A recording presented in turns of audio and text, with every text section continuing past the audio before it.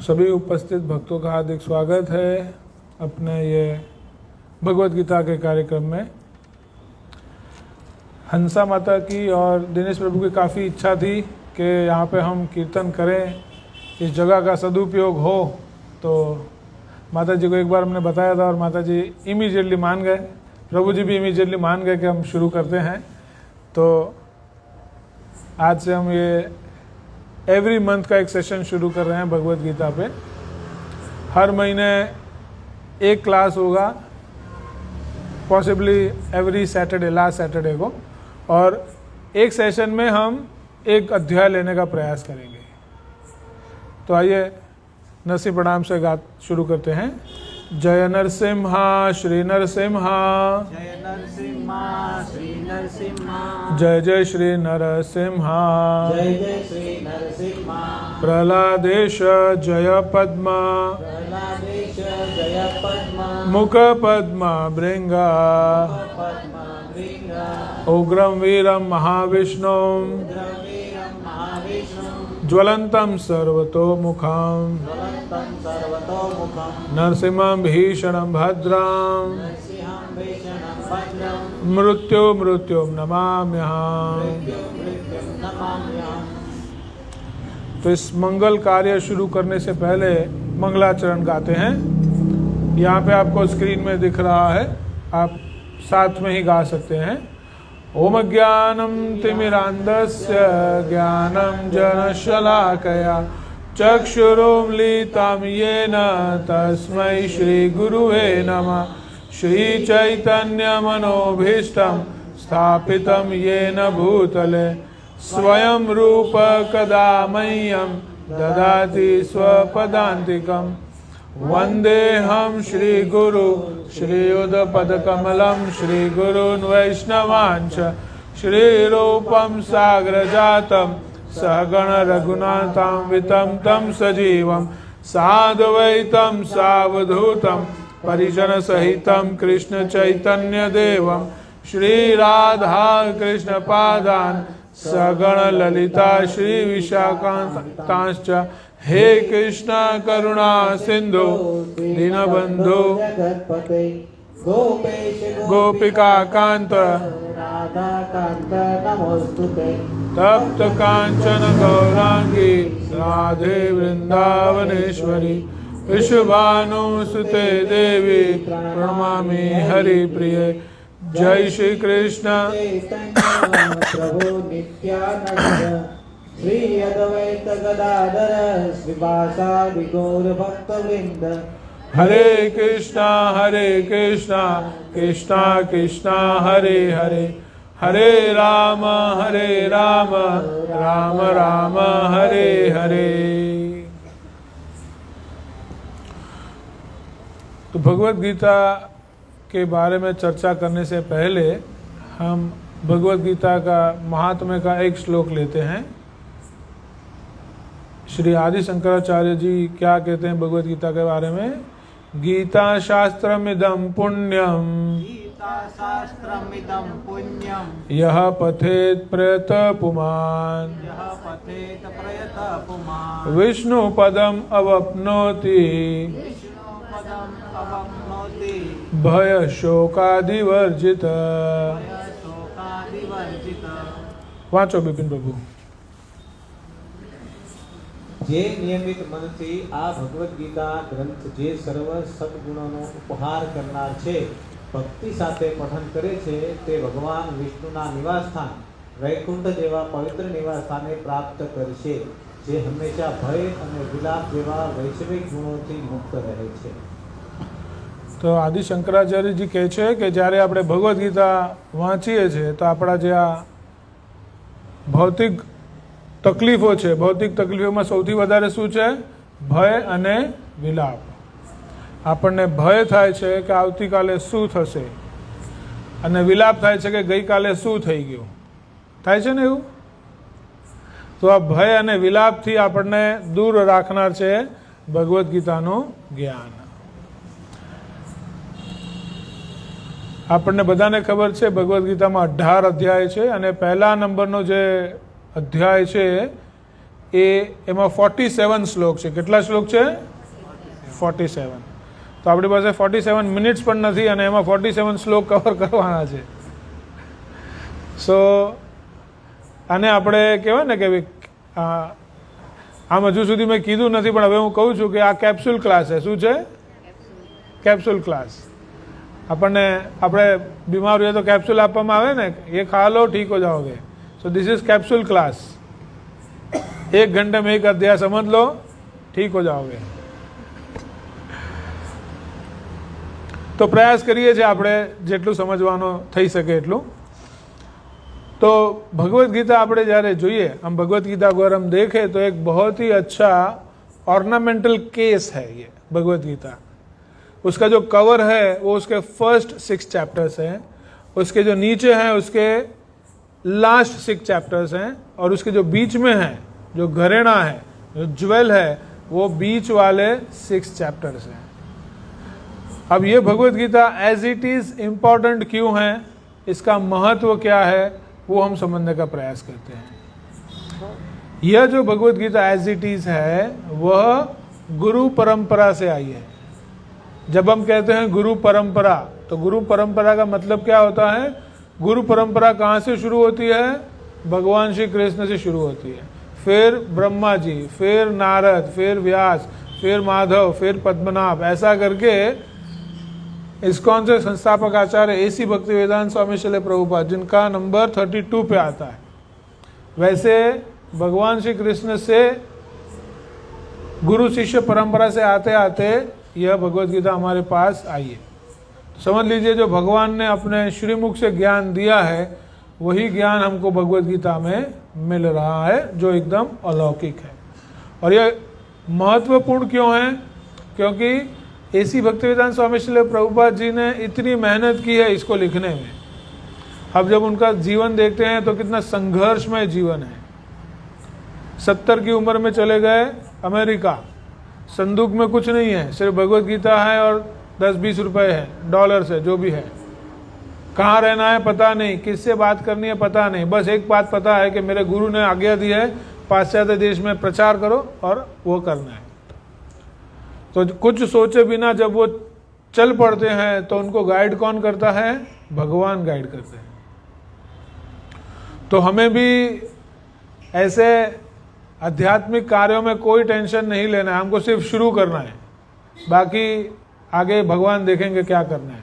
प्रयास करना है, we have to take the first step, बाकी के स्टेप भगवान आगे हमको लेके चलेंगे. और यही गुरु परंपरा जो श्रील प्रभुपाद की गुरु परंपरा है वो दुनिया में अलग अलग उनके जो शिष्य हैं वो आगे लेके जा रहे हैं. हम देखते हैं कि जो आपको बता रहा था कि पहले 6 चैप्टर्स, तो पहले 6 चैप्टर्स क्या हैं? कर्म योग है. दूसरे 6 चैप्टर्स क्या हैं? भक्ति योग है. और तीसरा है कर्म योग, ज्ञान योग. तो पहले 6 चैप्टर्स में लिखा है लर्न टू वर्क, हमको काम कैसे करना है वो हमको फर्स्ट 6 चैप्टर सिखाता है. दूसरा है for Krishna, how to work for Krishna, वो हमको 7 से 12 वाले चैप्टर में पता चलता है. और फिर 13 से 18 में क्या पता चलता है? इस दुनिया में हमारा काम करते करते हम भगवान श्री कृष्ण के लिए कैसे कार्य कर सकते हैं, उनको कैसे प्रसन्न कर सकते हैं, वो लास्ट 6 चैप्टर्स में पता चलता है. तो 3 योग मेनली कवर हुए हैं. फर्स्ट 6 इज कर्म योग, दूसरे 6 भक्ति योग और तीसरे 6 है ज्ञान योग. इसकी शुरुआत कहाँ से होती है? इसकी शुरुआत होती है पहले अध्याय से, जिसका शीर्षक है कुरुक्षेत्र के युद्ध क्षेत्र में सैन्य निरीक्षण. तो पहले श्लोक में धृतराष्ट्र पूछते हैं संजय से प्रश्न, वो हम देखेंगे. दूसरे से 11वें श्लोक में दुर्योधन अपना भय बताता है और दोनों सेनाओं का विवरण बताता है. दिनेश प्रभु पीछे सुनाई दे रहा है? ओके. फिर 12 से 19वां जो श्लोक है उनमें दोनों सेनाओं का शंख बजाना बताया जाता है, कौन कौन सा शंख बजाता है.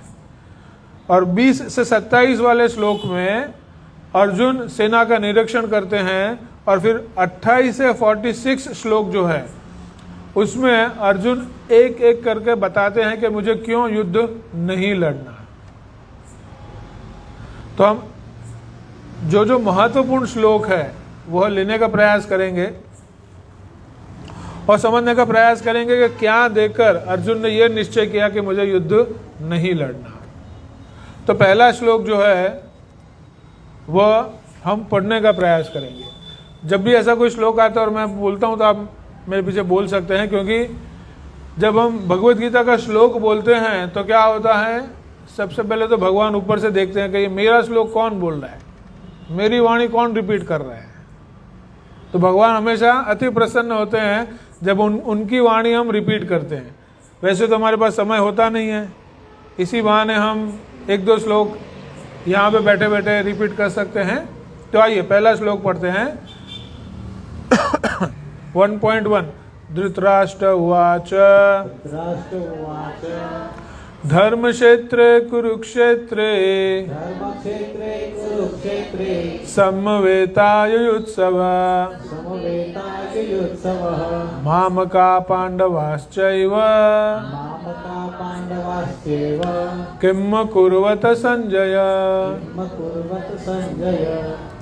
उसका भावार्थ होता है, धृतराष्ट्र कहते हैं, हे संजय, धर्म भूमि कुरुक्षेत्र के युद्ध में, युद्ध की इच्छा में एकत्र हुए मेरे तथा पांडु के पुत्रों ने क्या किया। तो पहले तो धृतराष्ट्र बोल रहे हैं ये धर्म भूमि है। क्या है? धर्म भूमि। और धृतराष्ट्र खुद कौन से साइड में है, धर्म के अधर्म में? अधर्म में। खुद अधर्म के साइड है और बोल रहे हैं अरे धर्म भूमि कुरुक्षेत्र में क्या हुआ मुझे बताइए।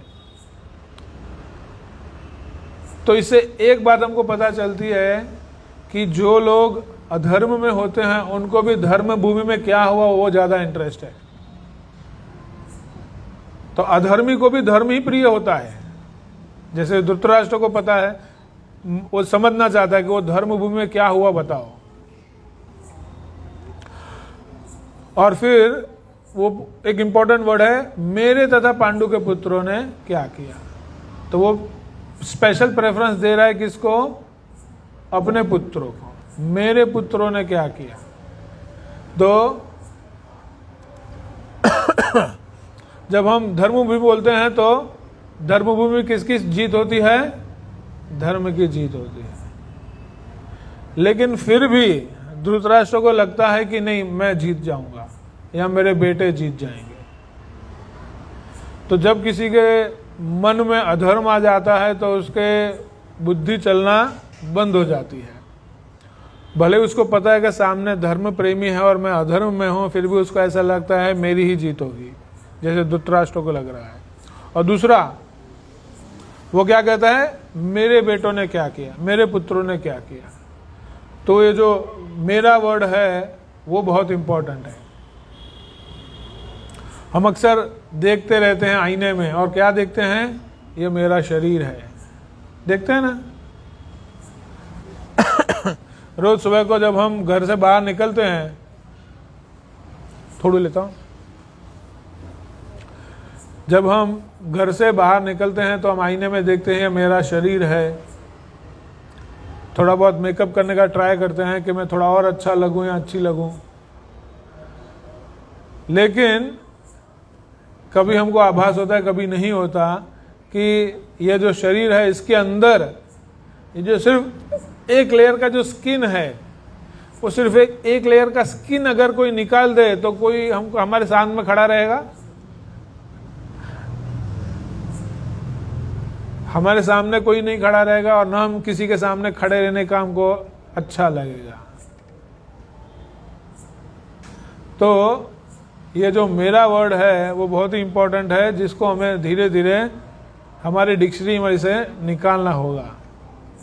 मेरा शरीर, मेरा परिवार, मेरा समाज, मेरा शहर, मेरा देश, ये सब कैसे कैसे डेवलप होता है। जैसे जैसे हमारी उम्र होती है वैसे वैसे ये सब डेवलप होना जाता है।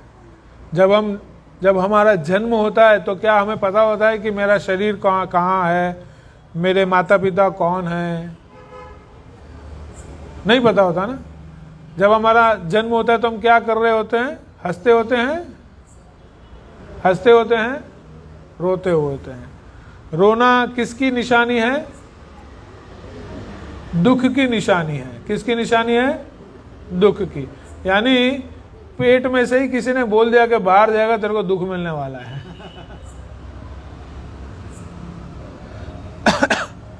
बच्चे को कोई अक्ल नहीं होती, लेकिन इतनी अक्ल होती है कि मैं जहां पहुंच गया वहां तो दुख ही है, दुख है। ऐसे हम कहते हैं बच्चे को कोई अक्ल नहीं होती, लेकिन इतनी अक्ल है कि बाहर आते ही रोना शुरू कर दिया। और इस जीवन की विडंबना देखिए कि बच्चा रोता है, बाकी सब हंसते हैं।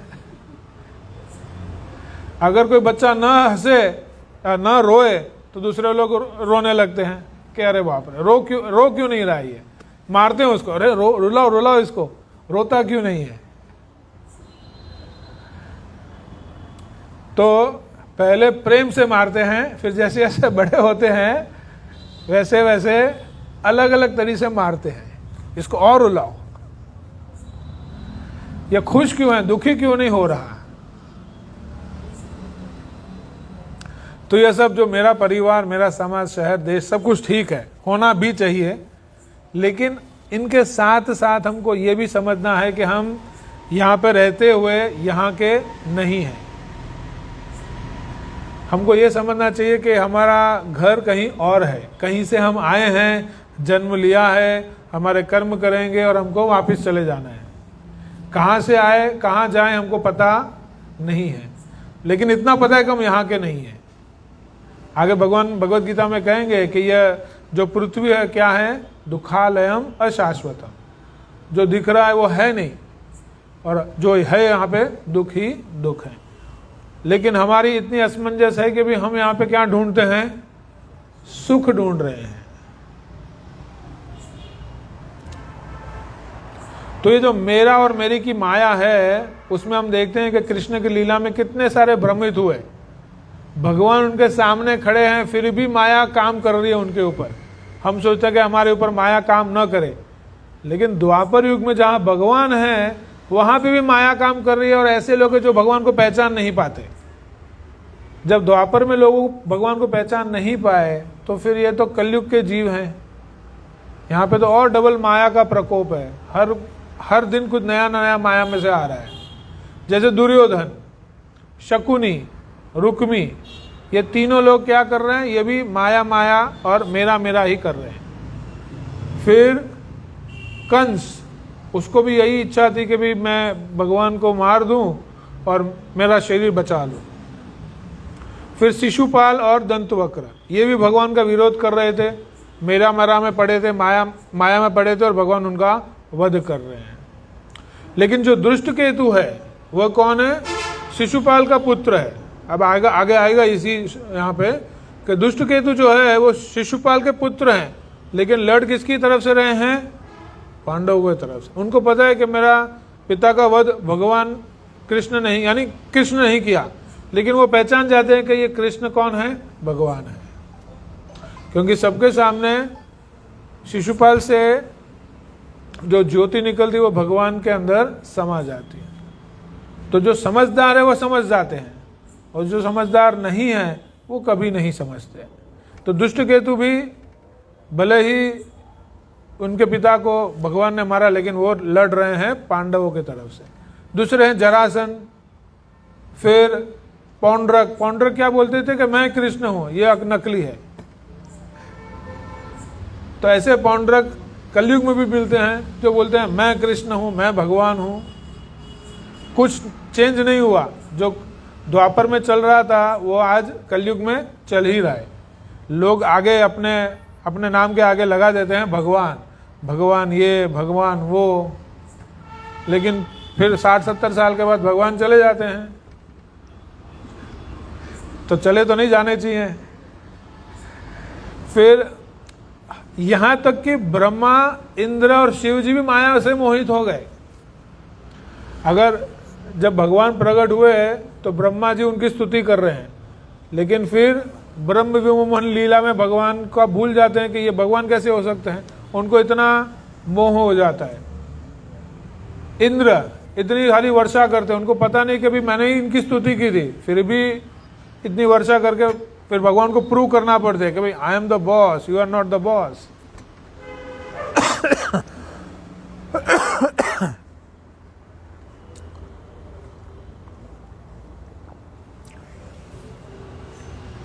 शिव जी, जब भगवान का जन्म हुआ तो शिव जी भगवान के लिए स्पेशल आते हैं नीचे कैलाश से उनका दर्शन करने के लिए।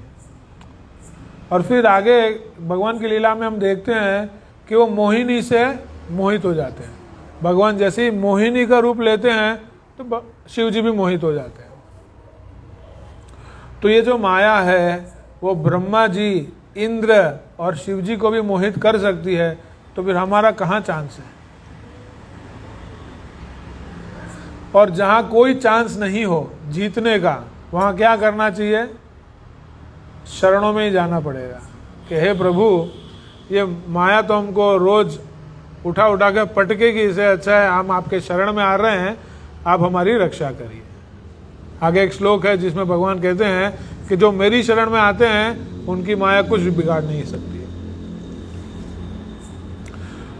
तो भगवान श्री राम की लीला में भी देखते हैं माता कैकेयी, मंथरा, शूर्पणखा, कुंभकर्ण, सारी लंका की सेना, रावण खुद, इंद्रजीत, ये सारे मोहित हो जाते हैं माया से। वो भगवान राम को देख ही नहीं पाते कि ये भगवान है। और यहां पे भी एक ऐसा प्रसंग आता है जैसे बाली का वध कौन करता है? भगवान स्वयं राम जी बाली का वध कर रहे हैं। लेकिन उनके जो पुत्र हैं अंगद, बाली अपने प्राण छोड़ते छोड़ते क्या कहते हैं कि ये अंगद, मैं आपको पहचानता हूं, आप भगवान हैं, अब अंगद मैं आपके शरण में दे रहा हूं, आप इसका ध्यान रखिए। और अंगद भगवान की तरफ से लड़ रहे हैं वानर सेना में। तो कई बार हम देखते हैं किसी की श्रद्धा नहीं है, लेकिन फिर कुछ समय की ही बात होती है, वो श्रद्धा उस व्यक्ति में आ जाती है और फिर वो भगवान की शरण में भी आ जाते हैं। तो कहते हैं कि नेवर लूज होप इन कृष्णा। अगर कोई ऐसा लगता है कि आज किसी का आस्था नहीं बैठ रही है तो हमें किसी का होप नहीं छोड़ना चाहिए। आज नहीं तो कल आस्था बैठेगी, भक्ति में वो लगेंगे। सतयुग में हम देखते हैं हिरण्याक्ष और हिरण्यकशिपु। हिरण्याक्ष क्या करता है? भगवान के साथ युद्ध लड़ना, वो ढूंढता है कि मैं किसके साथ लड़ूं। Hiranyaksha is a very special character. जैसे ही उसको ब्रह्मा जी वरदान देते हैं तो वो क्या ढूंढने निकलता है? भागवत में ऐसा वर्णन है कि वो युद्ध के लिए लोगों को ढूंढ रहा है कि आओ मेरे साथ कौन लड़ता है। और कलयुग में भी ऐसे लोग मिलेंगे कि वो ढूंढ रहे हैं कि अभी मैं किसके साथ झगड़ा करूं, किसके साथ लड़ूं, किसके साथ झपाझपी करूं। जब तक होता नहीं तब तक उसका दिन सफल नहीं होता। तो हिरण्याक्ष और हिरण्यकशिपु, जैसे हिरण्याक्ष का वध होता है तो हिरण्यकशिपु क्या कहता है? इसने मेरे बेटा का, इसने मेरे भाई का वध किया, अब मैं इसका वध करूंगा।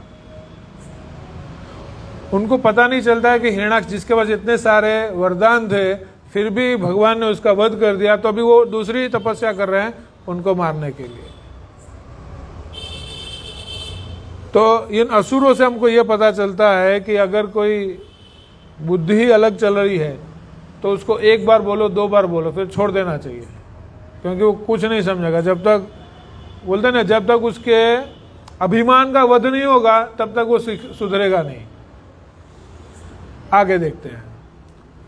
तो 1.2 से लेके 1.11 तक भगवत गीता चैप्टर 1 में दुर्योधन जो है वो द्रोणाचार्य के पास जाते हैं और द्रोणाचार्य के पास जाकर वो अपनी और पांडवों की सेना का विवरण देते हैं।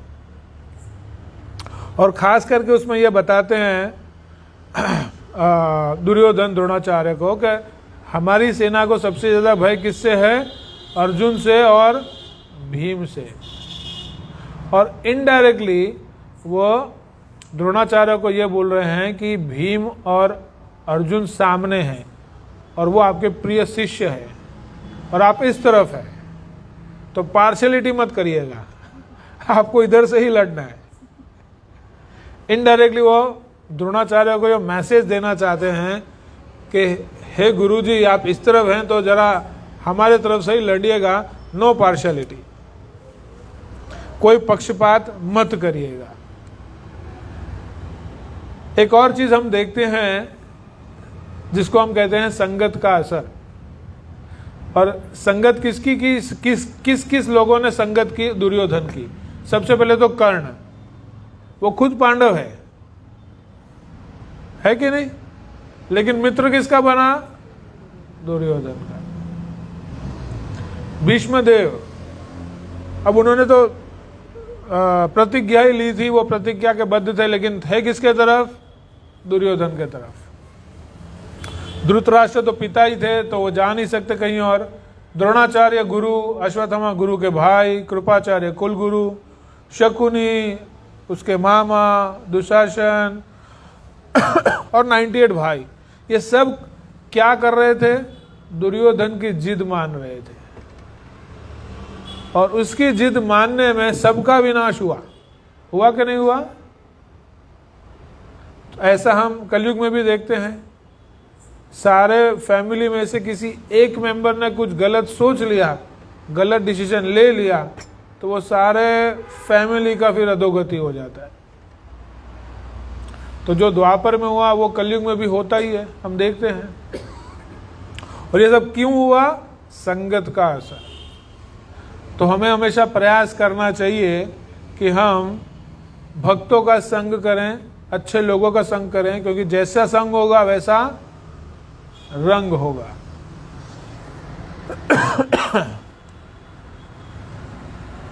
तो धर्म और अधर्म का युद्ध आज भी चल रहा है, और हमको देखना है कि हम किसके साथ हैं। हमको हमेशा प्रयास करना चाहिए कि हम हमेशा धर्म की साइड हों, और हमको हमेशा याद रखना चाहिए, भगवद गीता का लास्ट श्लोक बताता है कि जहां कृष्ण है वहीं विजय है।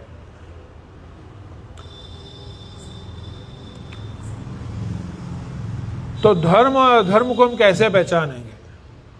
अगर हम भगवद गीता का नियमित अध्ययन करेंगे तो हमको हमेशा भगवान के जो अमृत वचन है वो हम पढ़ेंगे, सुनेंगे, तो हमारा जो बोलते हैं ना कभी डिसीजन मेकिंग एबिलिटी, जो डिसीजन मेकिंग एबिलिटी अच्छी होगी।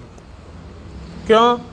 क्योंकि नॉर्मली तो हम कुछ और पढ़ते नहीं हैं। हम नॉर्मली क्या पढ़ते हैं? सबसे सुबह उठ के क्या पढ़ते हैं? पेपर पढ़ते हैं, न्यूज़पेपर। ठीक है, अब पढ़ना चाहिए क्योंकि पता चलेगा दुनिया में क्या चल रहा है, लेकिन उससे हमें कोई ज्ञान, परम ज्ञान नहीं मिलता। हमको लोगों का हाल पता चलता है कि लोग कितने दुखी हैं। तो सुबह उठ के हमेशा हमको प्रयास करना चाहिए 1 या 2 श्लोक भगवद गीता के पढ़े, और फिर पेपर पढ़े, तो पता चलेगा अरे भगवान ने ये बोला, देखो ये तो हो ही रहा है, कुछ नया नहीं हो रहा इस दुनिया में। जो भगवान ने ज्ञान दिया वही उस हिसाब से चल रहा है। तो अगर हम हमेशा समझना चाहते हैं कि हम अधर्म के साइड हैं कि धर्म के साइड हैं, तो हमको भगवद गीता ज्ञान से ही पता चलेगा। आगे हम देखते हैं श्लोक नंबर 1.12 से 1.19, जिसमें न देखते हैं कि दोनों सेना शंख बजा रहे हैं। सबसे पहले हम देखते हैं कि भीष्मदेव अपना शंख बजाते हैं।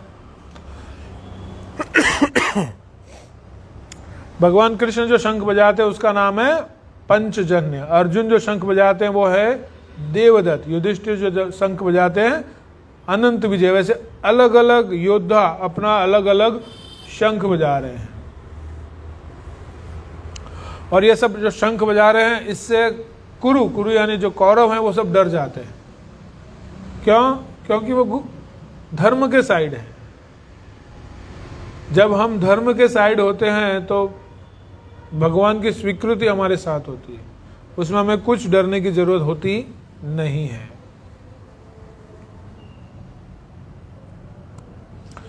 अब आते हैं 1.20 ऊपर, बोलने का प्रयास करते हैं। अथ व्यवस्थित तांडव,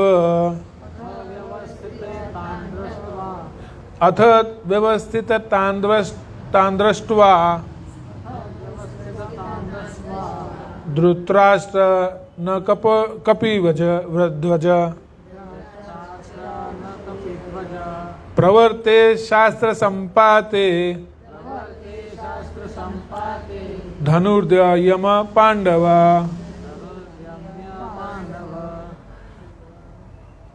ऋषिकेशम तदा वाक्य मिदमाह महीपते।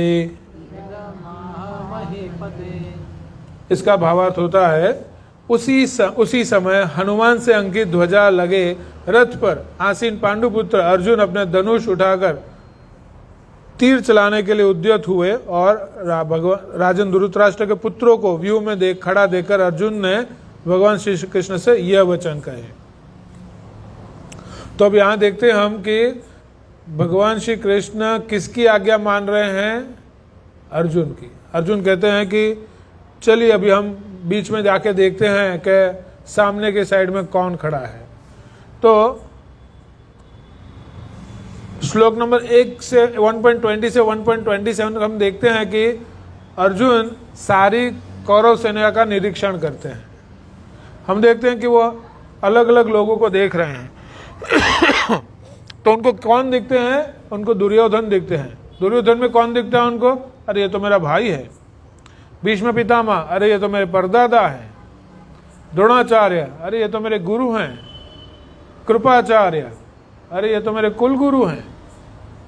और सारे अन्य संबंधी देखते हैं। तो आए हैं युद्ध लड़ने के लिए, और सामने जब देखते हैं तो देखते हैं कि ये तो मेरे सारे सगे संबंधी ही खड़े हैं। तो इसमें सबसे पहले कैरेक्टर लेते हैं भीष्मदेव। भीष्मदेव कौन थे? वह शांतनु और गंगा जी के पुत्र थे। और शांतनु और सत्यवती के से एक विचित्र वीर करके एक और पुत्र प्राप्त हुआ उनको। और विचित्र वीर से 2 पुत्र हुए, जो है धृतराष्ट्र और पांडु, और फिर पांडु के पुत्र हुए अर्जुन। तो जब अर्जुन युद्ध भूमि में आए तब भीष्मदेव की 3 जनरेशन पीछे वाले थे। कितने जनरेशन? 3 जनरेशन, क्योंकि शांतनु का जनरेशन, फिर विचित्र वीर का जनरेशन और फिर पांडवों का जनरेशन। यानी जब कुरुक्षेत्र का युद्ध चल रहा था तब भीष्मदेव जी का एवरेज आयुष्य अराउंड 300 था। कितना? यहाँ पे 300 साल के खड़े हैं कोई, और यहाँ पे जिसके 100 साल भी नहीं है वो उनको मारने के लिए सोच रहे हैं। सोचिए। और उनको पता है कि भीष्म देव को इच्छा मृत्यु का वरदान मिला है। और ये इच्छा मृत्यु का वरदान किसने दिया? जिसके पास खुद इच्छा मृत्यु का वरदान नहीं है। उनके पिता शांतनु ने। शांतनु उनके इस प्रतिज्ञा से इतने प्रसन्न हो गए कि उन्होंने इच्छा मृत्यु का वरदान दे दिया भीष्मदेव को, जबकि वो खुद अपनी इच्छा से नहीं मर पाए। उन्होंने तो जो उनका समय आया उसके हिसाब से वो मर गए। इससे हम क्या समझ सकते हैं? इससे हम ये समझ सकते हैं कि भक्ति में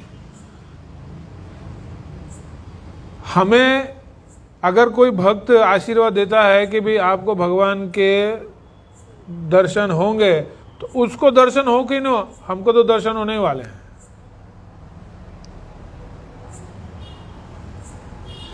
इसीलिए वैष्णवों की सेवा इंपॉर्टेंट है। कभी भी वैष्णवों का निरादर नहीं करना चाहिए, यह बताया जाता है। भक्तों का निरादर नहीं करना चाहिए, यह बताया जाता है। क्योंकि भगवान सबसे पहले किसकी सुनते हैं? भक्तों की सुनते हैं कि ये किससे प्रसन्न है और किससे दुखी है। तो यह सभी को देखकर अर्जुन के अंदर भाव कौन सा प्रकट होता है? देखिए, अर्जुन सबसे पहले यह देखते हैं कि अरे रे, मेरे सामने तो मेरे संबंधी खड़े हैं, उनको ही मुझे मारना है। तो उनके मन में संबंधियों के प्रति प्रेम जागृत होता है। क्या होता है? प्रेम जागृत होता है। तो देखिए, यही हमारे संबंधी है ना।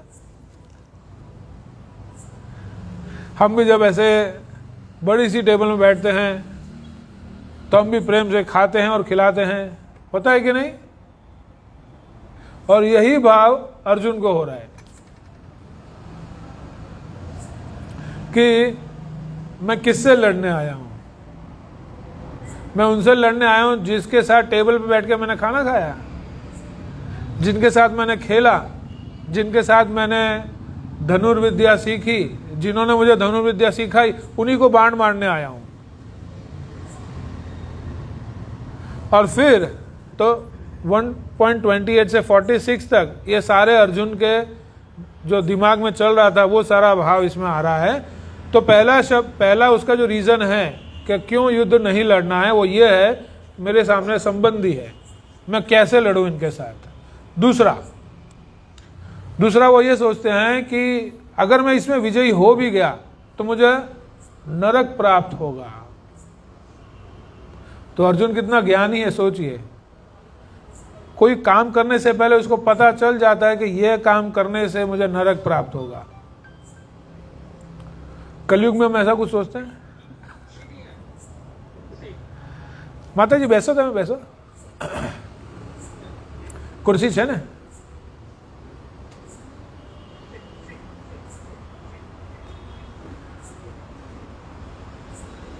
तो कलयुग में हम इतना लंबा नहीं सोचते, टेंशन हो जाता है हमको।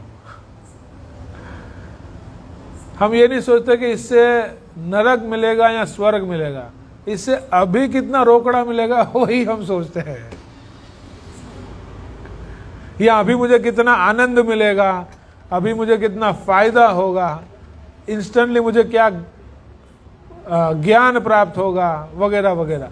सो we are always think very temporary here, कि अभी इमीडिएटली मुझे क्या फायदा होगा वही हम सोचेंगे, आगे का हम नहीं सोचते। लेकिन अर्जुन बहुत बुद्धिशाली है, वो सोचता है, उसको अंदाज आ जाता है कि अगर मैंने इनको मार दिया तो मुझे नरक प्राप्त होगा, नरक में मुझे कढ़ाई में जलाएंगे, नरक में मेरे मुंह में जलता हुआ लोहा डालेंगे, सब विजुअलाइज करता है। अरे ऐसा होगा तो क्या होगा, हम ऐसा विजुअलाइज करते हैं क्योंकि हम आगे का सोच नहीं पाते हैं। क्यों? क्योंकि माया हमको हमेशा टेम्पररी बेनिफिट में फंसा देती है।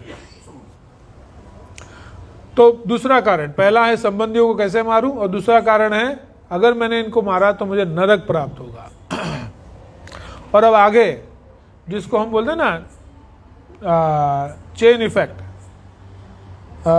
वो देखते हैं कि भाई एक के बाद एक क्या होगा। अब वो अर्जुन ये सोचते हैं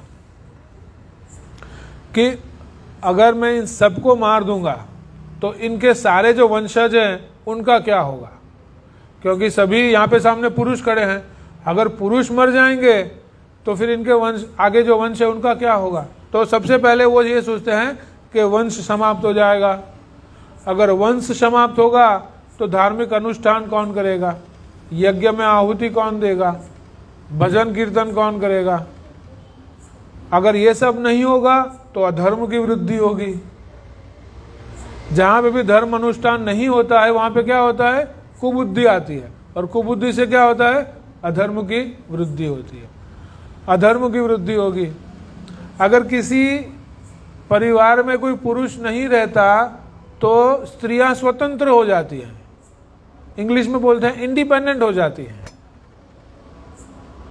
और अगर इंडिपेंडेंट हो जाती हैं तो उनका कोई गारंटी नहीं है कि वो जो माता है वो किस डायरेक्शन में जाएंगी। देयर आर ऑल चांसेस वो गलत डायरेक्शन में जा सकती है, और अगर वो गलत डायरेक्शन में जाती है तो उनसे जो पुत्र या पुत्री उत्पन्न होंगी वो अनुवांछित उत्पन्न होंगी, और वही सोसाइटी में तकलीफ जनरेट कर सकते हैं। तो ये सारे विचार अर्जुन को आ रहे हैं 39 से 43 तक, और ये सारे विचार भगवान को सुना रहे हैं, बता रहे हैं कि मैं ये देख रहा हूं कि ऐसा होगा तो ऐसा होगा, ऐसा होगा तो ऐसा होगा, तो मुझे तो बहुत टेंशन हो रहा है भाई। अर्जुन ये बताने का प्रयास कर रहे हैं भगवान को। तो अब इसमें देखिए अर्जुन के गुण क्या है। अर्जुन के गुण ये है कि सबसे पहले तो उसको विषाद हुआ, उसको तकलीफ हो रही है कि मैं कैसे मारूं। अर्जुन है शक्तिशाली लेकिन फिर भी दयालु है, वो इंद्र विजयी है लेकिन उसका हृदय भी कोमल है, वो है योद्धा लेकिन अहिंसा की बात कर रहा है, यानी दोनों क्वालिटीज है उसमें। एक तरफ शक्तिशाली है तो दयालु भी है, वो विजयी हो सकता है लेकिन उसका हृदय कोमल है, और योद्धा है लेकिन अहिंसा की बात कर रहे हैं। तो ऐसे हम देखते हैं ये सारे अर्जुन के गुण हैं जिनकी वजह से वो सोचता है कि मुझे युद्ध नहीं लड़ना। और जब ये सोचता है कि युद्ध नहीं लड़ना, तब लास्ट श्लोक में संजय कहते हैं कि युद्ध भूमि में इस प्रकार कहकर अर्जुन ने अपना धनुष तथा बाण एक और रख दिया और शोक संतप्त रथ के आसन पर बैठ गए। तो लास्ट श्लोक में संजय क्या कहते हैं कि ये सारा टेंशन अगर अर्जुन को हो जाता है तो क्या करते हैं, बाण बाजू में रख देते और हाथ सर पकड़ के बैठ जाते, कुछ समझ में नहीं आ रहा है, ये युद्ध नहीं लड़ूंगा। ऐसी सिचुएशन हमारे साथ भी होती है ना, हमारी लाइफ में होती है कि नहीं? जब एक साथ बहुत सारी तकलीफें आ जाती है, या एक साथ बहुत सारे लोग हमसे मांगने लगते हैं, कोई बोले मुझे ये चाहिए, कोई बोले मुझे ये चाहिए, डिमांड्स बोलते हैं ना, डिमांड्स ऑफ द फैमिली आ गई, कस्टमर की डिमांड्स आ गई, सोसाइटी की डिमांड्स आ गई। तो ऐसी सिचुएशन हो जाती है कि हम कुछ समझ ही नहीं पाते क्या है और बैठ जाते हैं, क्या जो होना है होने दो, अब आगे कुछ नहीं करना। तो ये सिचुएशन पे यह अध्याय का समाप्त होता है कि अब अर्जुन ने निश्चय कर लिया कि मैं युद्ध नहीं लड़ूंगा। अभी कुछ बोला नहीं है लेकिन वो बैठ गए हैं। तो अगर हमारी जीवन में ऐसी स्थिति होती है तो हम क्या करें और हमें क्या करना चाहिए, यह समझने के लिए हम श्रील प्रभुपाद का जीवन देखते हैं कि श्रील प्रभुपाद जी ने क्या किया, क्योंकि ऐसी सिचुएशन हर एक के जीवन में आती है। तो हम देखते हैं श्रील प्रभुपाद जी ने इंडिया में ही 35 साल संघर्ष किया प्रचार के लिए। कितने साल? 35 साल वो इंडिया में ही घूमते रहे, वृंदावन, दिल्ली, मायापुर, कलकत्ता। और उनका लक्ष्य क्या था? भगवान का प्रचार हो, भगवत गीता का प्रचार हो, श्रील भागवतम का प्रचार हो, भगवान का नाम प्रसरे। चैतन्य महाप्रभु ने जो आदेश दिया है कि हर नगर हर गांव में हरि नाम पहुंचे, उसका प्रयास करना। झांसी में एक लीग ऑफ डिवोटीज बनाया, वो चला नहीं तो कुछ और किया। वो प्रयास करते रहे 35 साल तक। और हमको अगर कुछ थोड़ा बहुत प्रयास करते हैं और एक हफ्ते में कुछ मिलता नहीं है तो हम इमीडिएटली उसको छोड़कर दूसरे में स्विच हो जाते हैं कि ये सक्सेसफुल नहीं हो रहा है, लेट्स चेंज समथिंग डिफरेंट। उन्होंने 35 साल तक संघर्ष किया सिर्फ प्रचार के लिए। 70 साल की उम्र में, जहाँ पे हम देखते हैं काफ़ी लोगों को रोड क्रॉस करने में तकलीफ होती है कि नहीं? वो पूरा देश क्रॉस करके, दरिया क्रॉस करके यूएस जाते हैं। क्यों? गुरु महाराज ने कहा है प्रचार करिए, आप इंग्लिश में प्रचार कर सकते हैं। वो पहुंच गए अमेरिका। बस गुरु के आदेश पे विश्वास है और गुरु की आज्ञा का पालन करना है, यही चीज उनके मन में थी।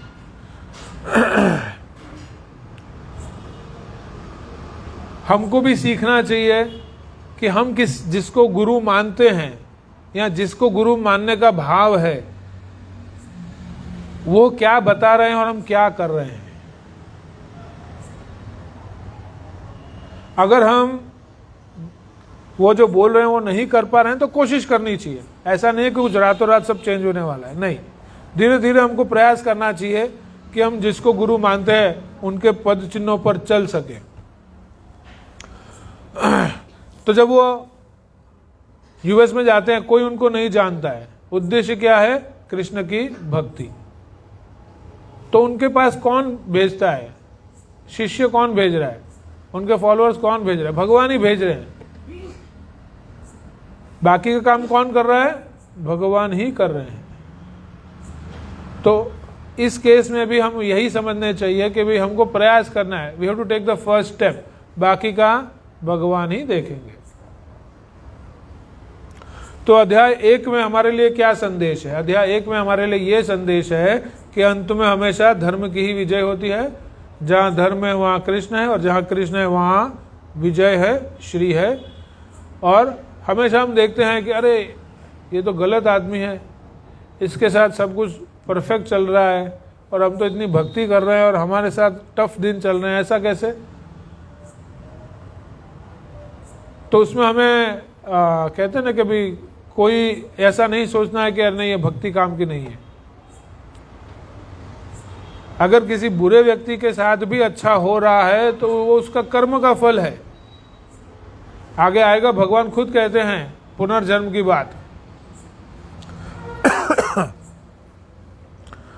ऐसा कैसे होता है कि कोई भावनगर में जन्म लेता है, कोई अहमदाबाद में जन्म लेता है, कोई मुंबई में लेता है, कोई न्यूयॉर्क में लेता है, कोई साउथ अफ्रीका में लेता है?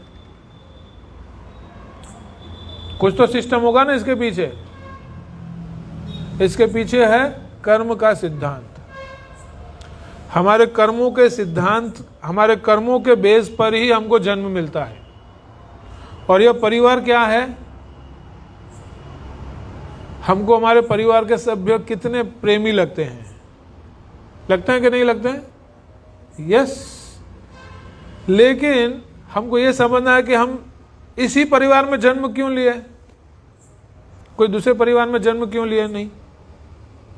क्योंकि हम हमारे जो परिवार के सभ्य हैं उनके साथ कर्मों से जुड़े हैं। किससे जुड़े हैं?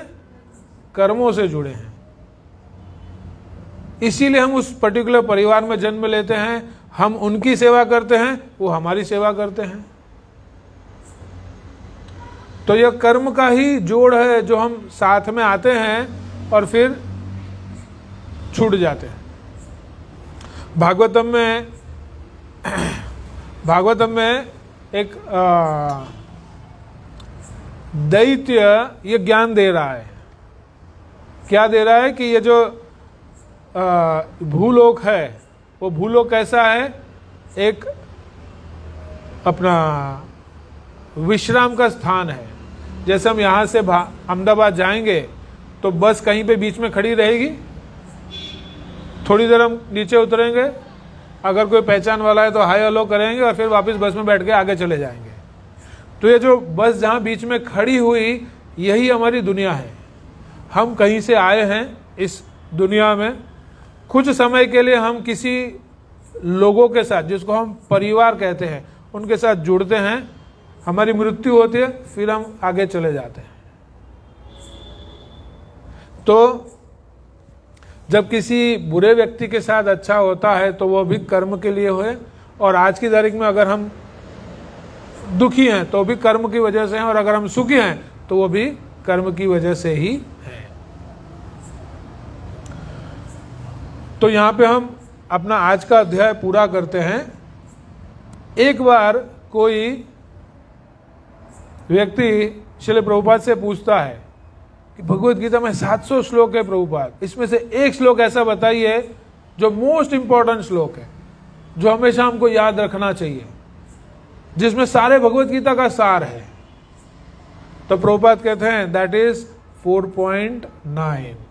4.9 कौन सा है? अब मैं दोहराऊंगा, मेरे पीछे दोहराने का प्रयास करिए। जन्म कर्म च मे दिव्यम, जन्म कर्म च मे दिव्यम, एवं यो वेति तत्वतः, एवं यो वेति तत्वतः, त्यक्त्वा देहं पुनर्जन्म, त्यक्त्वा देहं पुनर्जन्म, नेति मामेति सो अर्जुन। नेति मामेति सो अर्जुन। विपिन प्रभु वाचो। हे अर्जुन, जो मेरे आविर्भाव तथा कर्मों के दिव्य प्रकृति को जानते हैं, वह इस शरीर को छोड़ने पर इस भौतिक संसार में पुनः जन्म नहीं लेता, अपितु मेरे सनातन धाम को प्राप्त होता है। तो यहाँ पे जितने भी धर्म प्रेमी भक्त बैठे हैं उनसे मैं एक छोटा सा प्रश्न पूछता हूँ कि कितने लोग फिर से जन्म लेना चाहते हैं इस पृथ्वी पर?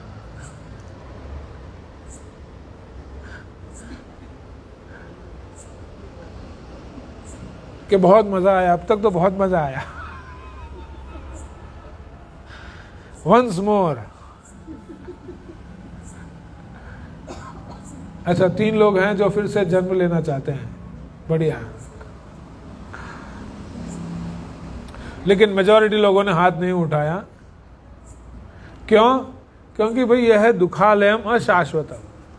अच्छा, इस श्लोक में देखिए कहीं भक्ति करने की बात हुई है? नहीं। कहीं तपस्या करने की बात हुई है? नहीं। भगवान कहते हैं कि सिर्फ मेरी लीला को समझो, मेरी लीला को जानो, इतना कर लिया तो भी आपका उद्धार हो जाएगा। यह तो आसान है कि नहीं? ना हमको जंगल में जाना है, भगवान का नाम लेना है, ना हमको हमारे घर में दीवा बत्ती करना है, वो भी नहीं। किसी किसी को तो वो भी टेंशन होता है, अरे सुबह को उठ के दीवा बत्ती करना पड़ेगा, उतना भी समय नहीं होता है, चाबी लेके भाग निकलते हैं बाहर। तो दीवा बत्ती करने को भी नहीं बोला है, कोई मुश्किल काम कुछ भी नहीं बोला है। सिर्फ क्या बोला है कि इस दिव्य प्रकृति को जो यानी मेरे आने का प्रयोजन जानता है, मैंने यहाँ पे जो लीला की वह समझता है, वह फिर से इस संसार में नहीं आता। यानी we have to just understand the message of Krishna, we have to just understand life of Krishna. अगर हम इतना भी जान पाएंगे तो भी हमारा उद्धार हो जाएगा। वो भगवान गारंटी दे रहे हैं। भगवान की गारंटी में तो विश्वास होगा ही हमको। नो वारंटी नहीं है, गारंटी है। क्या बोलते हैं? जो मेरे आविर्भाव यानी मैं जैसे यहाँ पे प्रकट होता हूँ, भगवान जैसे प्रकट होते हैं वो, तथा कर्मों, जो मैंने कर्म किए, मैंने कौन से असुर को मारा, मैंने कौन से भक्ति का साथ कौन सी लीला की, ये सारी चीजें जो आप समझते हैं, अगर दिव्य प्रकृति को जानता है, वह इस शरीर को छोड़ने पर भौतिक संसार में पुनः जन्म नहीं लेता, अपितु मेरे सनातन धाम को पाता है। सनातन धाम का मतलब है जो अविनाशी है, और हम वहां जाते तो हम खुद भी अविनाशी हो जाते हैं। अभी हम विनाशी हैं, है कि नहीं? तो this is the very this is the most easiest form of worshipping Krishna. Just learn about Krishna, just know about Krishna, that's it. और कुछ करने की जरूरत ही नहीं है। तो यह है द मोस्ट इंपॉर्टेंट श्लोक, आपको हमेशा याद रखना चाहिए, 4.9। फिर आगे एक चतुर्श्लोकी भगवत गीता आती है। 700 श्लोक पढ़ने का टाइम नहीं है प्रभु जी, क्या करें? भी 4 श्लोक पढ़ो। 4 श्लोक कौन से हैं? आइए पढ़ते हैं, ताकि हमारा आज का दिन तो जरा सफल हो जाए। भगवत गीता 10.8। अहम सर्वस्य प्रभवो, अहम सर्वस्य प्रभवो, मत्तः सर्वं प्रवर्तते, मत्तः सर्वं प्रवर्तते, इति मत्वा भजन्ते माम्, इति मत्वा भजन्ते माम्, बुधा भाव समन्विता। बुधा भाव समन्विता। मैं समस्त आध्यात्मिक तथा भौतिक जगतों का कारण हूँ। प्रत्येक वस्तु मुझ ही से अद्भुत है। जो बुद्धिमान यह भली बातें जानते हैं, वे मेरी प्रेमा भक्ति में लगते हैं तथा हृदय से पूरी तरह मेरी पूजा में तत्पर होते हैं। हम रोज सुबह उठते हैं और हमको कोई ना कोई कारण मिलता है सुखी होने का, दुखी होने का, है कि नहीं? हमारा मन हमको हमेशा फीडबैक देता है, अरे देखो ये कितना अच्छा काम हो गया, बढ़िया। और फिर अरे ये तकलीफ हो गई, दुखी हो गए। लेकिन हम भूल जाते हैं जो भगवान कहते हैं। भगवान क्या कहते हैं? मैं समस्त आध्यात्मिक तथा भौतिक जगतों का कारण हूं। हम भूल जाते हैं कि ये क्यों हो रहा है, किसकी मर्जी से हो रहा है।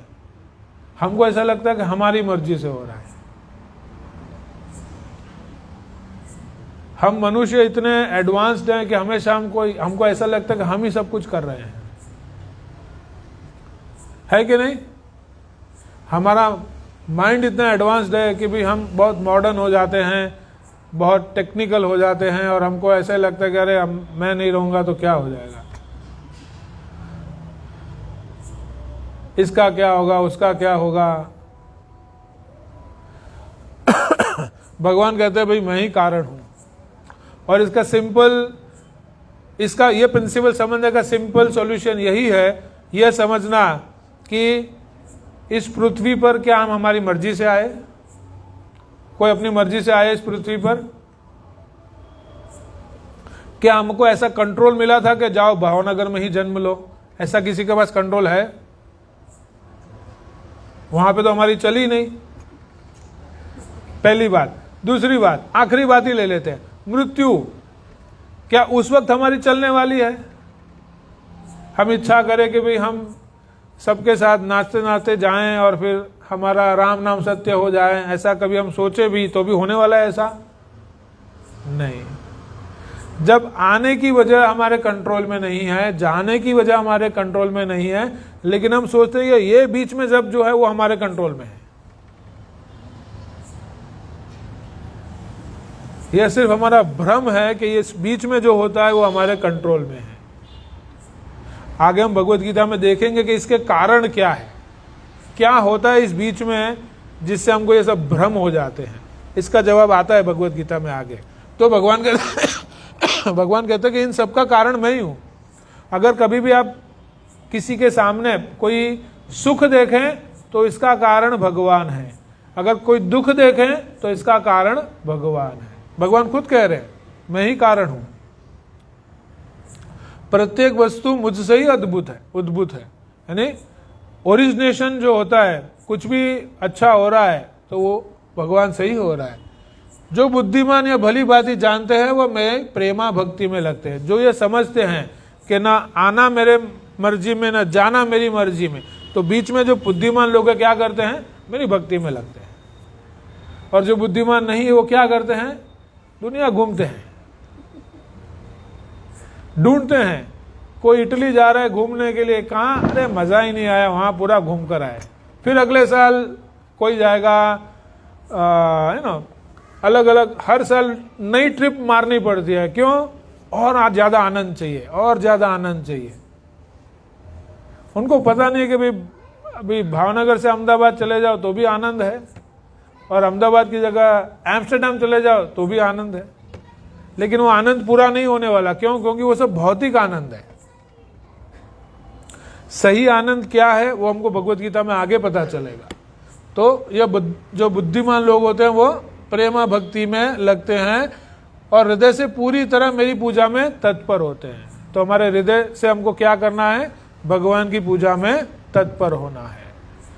दूसरा नंबर का श्लोक, मच्चिता मदगत प्राणा बोधयन्त परस्परम कथयन्तश्च मां नित्यं तुष्यन्ति च रमन्ति च।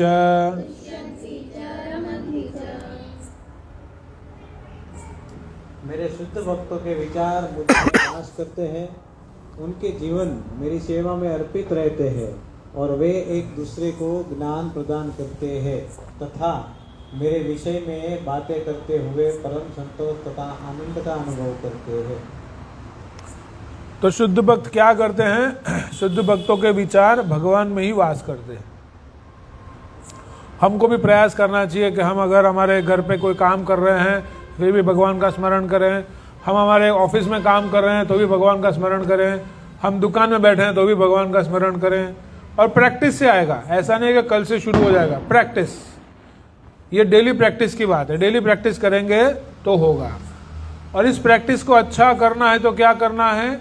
इस प्रैक्टिस को अच्छा करना है तो हमको मंत्र जाप करना पड़ेगा। जब हम मंत्र जाप करते हैं तो इस प्रैक्टिस में और अच्छा बढ़ावा हो सकता है। फिर आगे क्या कहते हैं? उनके जीवन मेरी सेवा में अर्पित रहते हैं। तो हम हमारा जीवन भगवान की सेवा में कैसे अर्पित कर सकते हैं? हम जो भी हमारे जीवन से अर्जित करते हैं उसमें से थोड़ा थोड़ा भगवान की सेवा में लगा है, वैसे हम हमारा जीवन भगवान की सेवा में अर्पित कर सकते हैं। वे एक दूसरे को ज्ञान प्रदान करते हैं और मेरे विषय में बातें भी करते हैं। तो हम जब भी किसी के साथ बात करते हैं तो अगर हम 4 बातें उनके साथ करते हैं तो उसमें से एक मुद्दा भगवान का होना चाहिए। ऐसा नहीं कि 4 की 4 भगवान की बात छोड़ के बाकी दुनिया भर की बातें की। चलो ठीक है, दुनिया भर की बातें करिए, लेकिन वो 4 में से एक बात तो भगवान की होनी चाहिए। पूछना चाहिए कि भाई आपके घर में किसकी सेवा होती है, हमारे घर में इनकी सेवा होती है। आप कैसे सेवा करते हैं, हम ऐसी सेवा करते हैं। आप क्या भोग लगाते हैं, हम ये भोग लगाते हैं। कुछ तो ऐसी चर्चा होनी चाहिए, तो ही भक्ति में वृद्धि होगी। तीसरा, तेषां सतत युक्तानां भजतां प्रीतिपूर्वकं ददामि बुद्धि योगं तं येन मामुपयन्ति ते।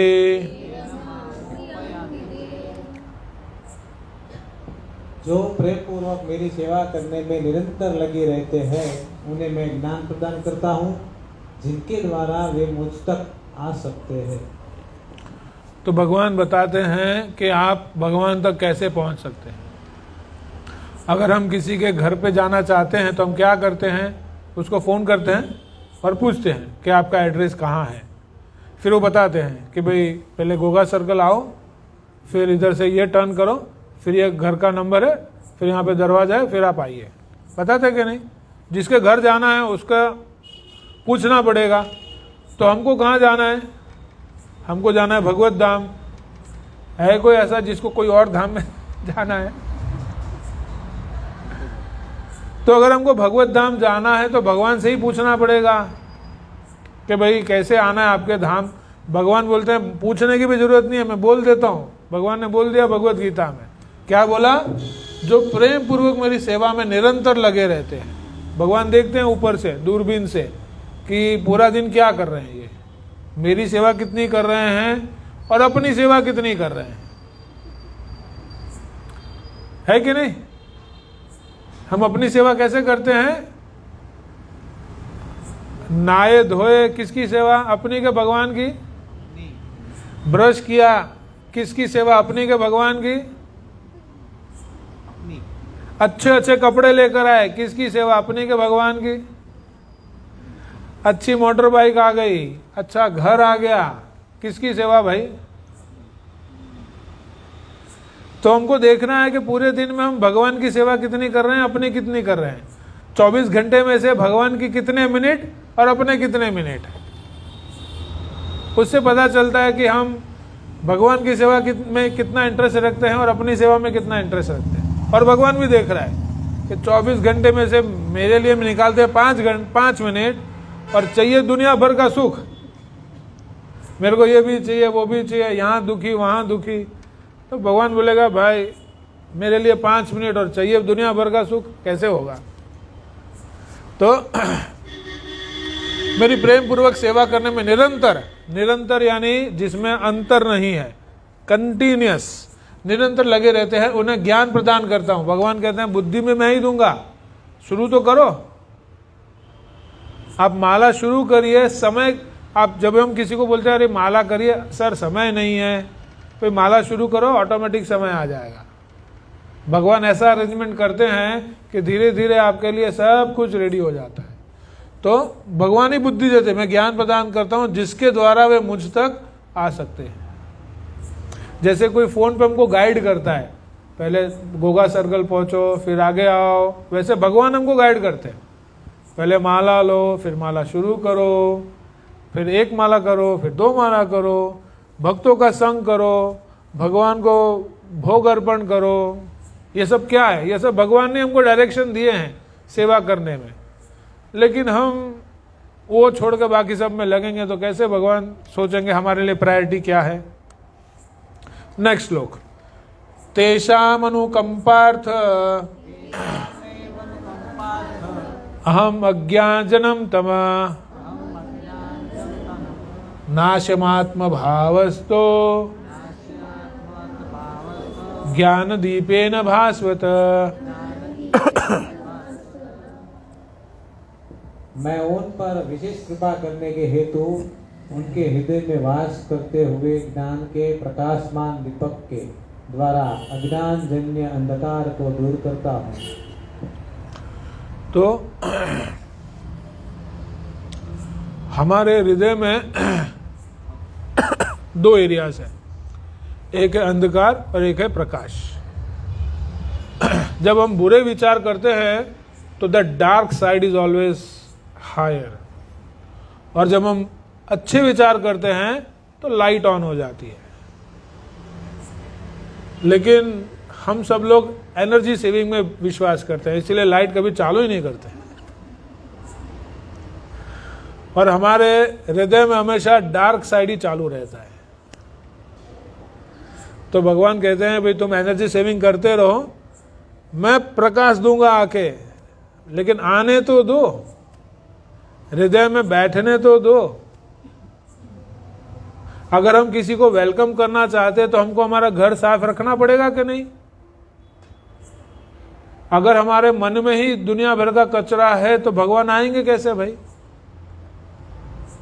और भगवान आए उससे पहले भगवान के हरि नाम को लाना है हमारे हृदय में। शास्त्रों में लिखा है कि जैसे एक रूम में पूरे काले कलर के भेड़ बकरे बैठे हैं, और ये भेड़ बकरे क्या हैं? बुरे विचार। और उस भेड़ बकरे वाले रूम में जैसे ही कोई शेर आ जाए तो भेड़ बकरे क्या करेंगे? सब बाहर भाग जाएंगे।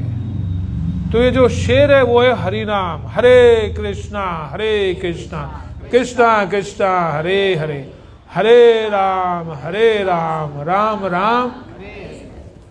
तो जैसे ही यह शी रूपी शेर हमारे मन में प्रवेश करता है, वैसे ही सारे यह भेड़ बकरे रूपी काले विचार बाहर निकल जाते हैं।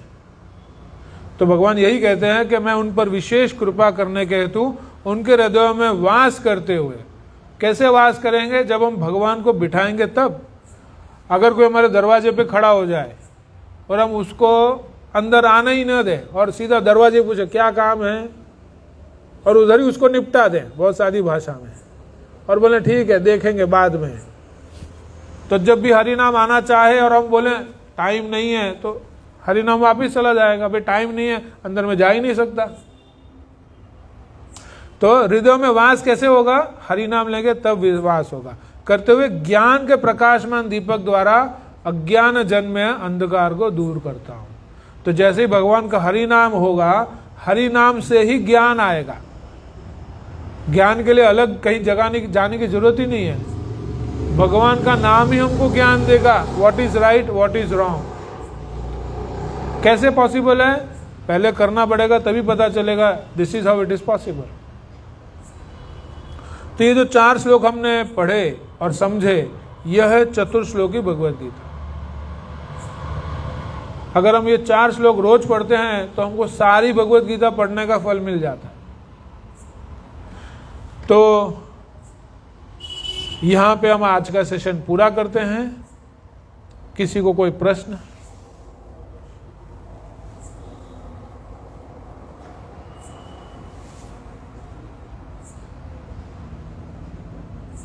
आपने कहा जन्म हमको जन्म मालूम नहीं है, मृत्यु मालूम नहीं है, बीच का जो रास्ता है उसमें तो बहुत कुछ आता है। जैसे कि अपने को आजकल के जमाने में तव्हां सिंधी में पूछो, मूंखे ख़बर पवंदी। मूंखे अब लड़का है वो बोलता है मैं ये लड़की से शादी नहीं करूंगा, मेरे पसंद की से शादी करूंगा। मैं इतना पढ़ा लिखा हूँ तो मेरे को मेरा पसंद की चाहिए। ओके, तो प्रॉब्लम छा है? प्रॉब्लम है कि अब भगवान हिन में भगवान जो छा कम आहे इहो ॿुधां। माइटनि जो ॿार न मञनि ओके त भगवान जो छा मञंदा? Okay okay. माता जी तव्हांजो नालो छा आहे? कांताबेन। कांताबेन।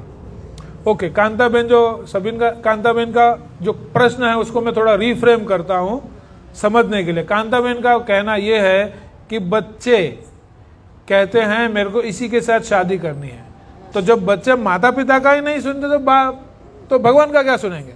यही आपका प्रश्न है?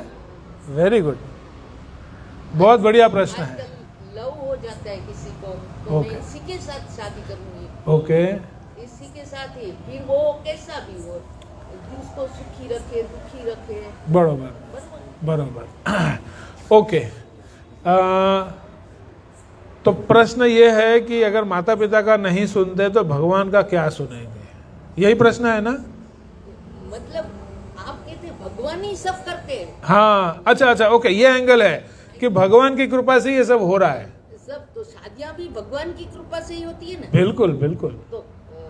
तो हम कहेंगे मैं इससे शादी नहीं करूंगी, मेरे को ऐसा पति मिला, मेरे को ऐसी औरत मिली, तो क्यों ऐसा मिला?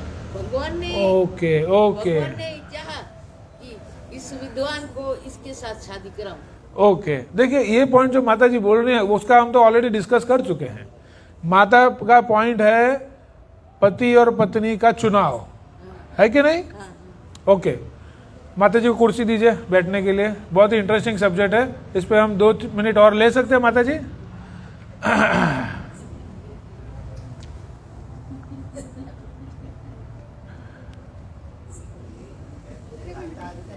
अब पहले समझे क्या, अपने माँ बाप अपने को शादी कराते हैं, हम बोलते हैं इसके साथ मेरे को शादी नहीं करनी है, हाँ, मेरे को इसके साथ शादी नहीं। माँ बाप बोलेंगे नहीं इससे ही शादी होगी तेरी, ओके ओके, ये करनी है तो कर, इससे ही होगी। माँ बाप कई ऐसा भी होते हैं, बढ़िया बढ़िया, कोई बरोबर बच्चे है, नहीं मानते, कोई माँ बाप नहीं मानते, बरोबर है। और आप कहते भगवान ये सब करते हैं।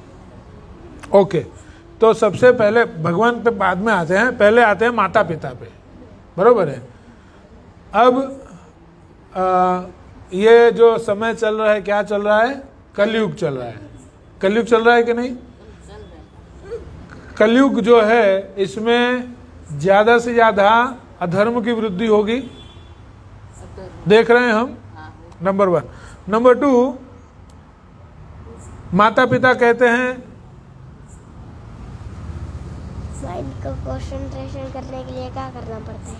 हाँ, माइंड को कंसंट्रेशन करने के लिए क्या करना पड़ता है? ओके ओके, इनका प्रश्न है माइंड कंसंट्रेशन के लिए क्या करना पड़ता है। चलो पहले ये प्रश्न सॉल्व करते हैं, फिर ये प्रश्न सॉल्व करते हैं। ओके,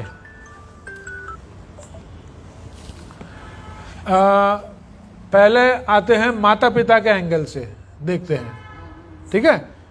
माता पिता सोचते हैं कि मेरे पुत्र या पुत्री के लिए यही पात्र अच्छा है और उसे यही शादी करनी चाहिए, बरोबर है। कई बच्चे हैं जो माता पिता का मानते हैं और कर लेते हैं, ओके। अब क्या गारंटी है कि उसका जो जीवन है वो सुखी जाएगा? सुनिए सुनिए, ध्यान से सुनिए। अगर हम सुनिए, अगर कोई माता पिता की मर्जी से शादी करता है तो कई जीवन सुखी जाते हैं, कई जीवन दुखी जाते हैं, जाते कि नहीं? अगर सुखी गया तो माता पिता वेरी गुड, और अगर दुखी गया, किथे शादी कराए माता फाता सची थींदो है कि ना? फिर भी माँ बाप अरे बुद्धो तो सही आने तमारे एक एंगल में बुधाया तो आने बेव बुधाया तो मैं एमने एम कीधु के सुखीय थाय दुखीय थाय, है कि नहीं? अच्छा, ये भी ऐसा होता है कि कहते हैं कि भाई शादियां ऊपर लिखी होती हैं, हम तो सिर्फ यहाँ पे मेयर इंस्ट्रूमेंट्स हैं, कहीं बहाने से मिल गए और हो गया, नंबर 1। नंबर 2, हमने अभी बीच में भगवत गीता में बात की कि हम जो रिश्तेदार हैं वो क्या है? कर्म की लेनी देनी है। जैसे हम किसी एक पर्टिकुलर माता पिता के घर में जन्म लेते हैं, क्यों जन्म लेते हैं उसी माता पिता के घर में? क्योंकि उस माता पिता के साथ हमारी लेती देती है। हम हो सकता है उन माता पिता की सेवा करेंगे, पहले माता पिता हमारी सेवा करते हैं जब हम छोटे हैं, फिर बच्चे माता पिता की सेवा करते हैं, तो ये कर्म का लेना देना है, वो इसीलिए हम वहां पे जन्म लेते हैं।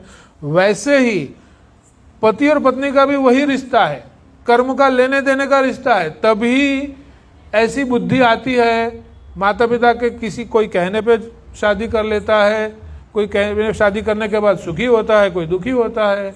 सुख होता है उसके पीछे भी कर्म है, दुखी होता है उसके पीछे भी कर्म है। कर्म इस जन्म के थोड़ी है, अगले जन्म के क्यों देखने? दोनों देखना पड़ता है ना।